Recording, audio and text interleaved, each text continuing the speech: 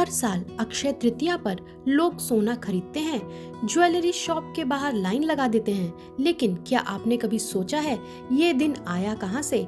क्या सच में इस दिन सोना खरीदना जरूरी होता है या सिर्फ ये एक बिजनेस स्ट्रेटेजी है? और सबसे बड़ा सवाल, इस दिन असल में हुआ क्या था? आज मैं आपको बताऊंगी अक्षय तृतीया के वो 5 रहस्य जो आपको कोई भी नहीं बताएगा। तो दोस्तों, इन्हें जानने से पहले अगर आपको ऐसी इन्फॉर्मेटिव वीडियो चाहिए तो हमारे चैनल को सब्सक्राइब जरूर कर लें, और अगर आपको ये वीडियो पसंद आए तो लाइक शेयर करना ना भूलें। तो चलिए शुरू करते हैं। अक्षय तृतीया का असली मतलब क्या है? पहले समझते हैं अक्षय, जिसका कभी क्षय ना हो, जो कभी खत्म ना हो। तृतीया तीसरा दिन, बैसाख महीने के शुक्ल पक्ष का तीसरा दिन। लेकिन ये दिन स्पेशल क्यों है?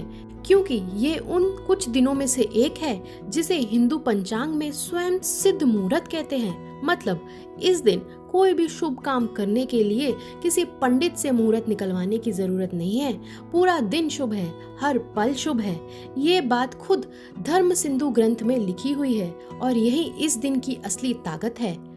अब बात करते हैं इस दिन के इतिहास के बारे में कि इस दिन हुआ क्या क्या था।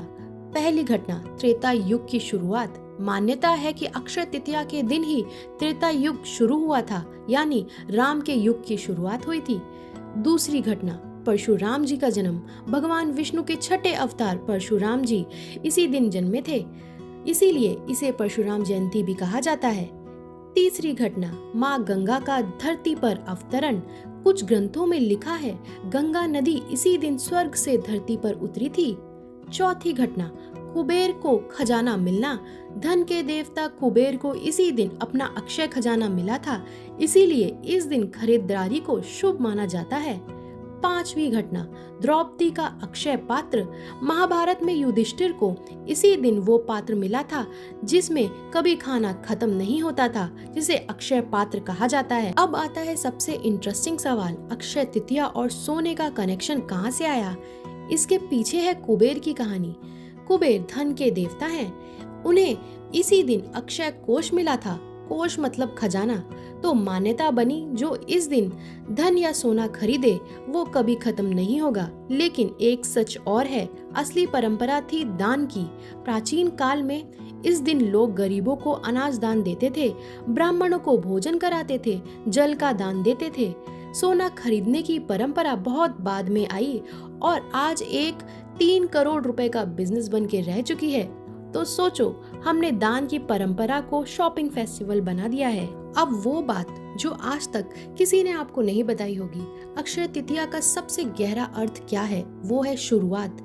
इस दिन जो भी आप शुरू करेंगे वो अक्षय हो जाता है। कोई नया काम, कोई नई पढ़ाई, कोई नया रिश्ता, कोई नया संकल्प। पुराने जमाने में लोग इस दिन अपने बच्चे की पहली शिक्षा की शुरुआत करते थे, जिसे विद्या आरंभ संस्कार कहते थे। किसान इसी दिन पहली बार हल चलाते थे, फसल की शुरुआत करते थे। व्यापारी इसी दिन नई बही खाता खोलते थे। सब लोग सोना नहीं खरीद रहे थे, सब लोग एक नई शुरुआत कर रहे थे। यही है अक्षय तृतीया का असली संदेश।